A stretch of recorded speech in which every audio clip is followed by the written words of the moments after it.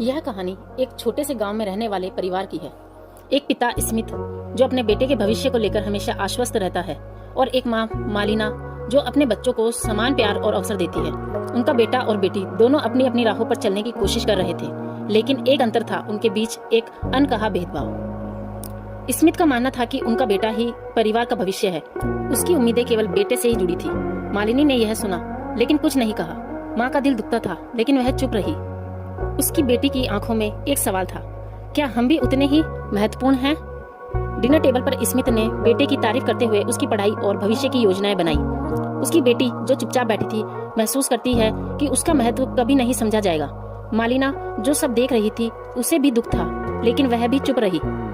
रात के अंधेरे में मालिना अपनी बेटी से बात करती है। वह उसे समझाती है, तुम्हारी मेहनत और सपने मायने रखते हैं। बेटा या बेटी का फर्क नहीं पड़ता, तुम कुछ भी कर सकती हो। मालिना की बातें उसकी बेटी के दिल में एक नई उम्मीद जगाती है।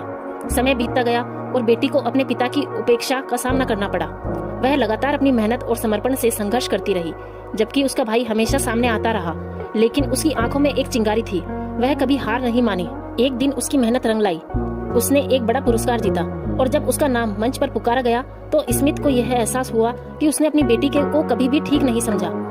उसकी बेटी ने साबित कर दिया कि लिंग कोई मायने नहीं रखता। अब स्मिथ के मन में पछतावा था। उसे समझ में आया कि उसने अपनी बेटी को सही अवसर नहीं दिए। वह अब जानता था कि बच्चों को समान अवसर मिलना चाहिए, चाहे वे लड़के हो या लड़कियां। अंत में स्मिथ ने अपने बच्चों से माफी मांगी और कहा, मैंने जो किया वह गलत था।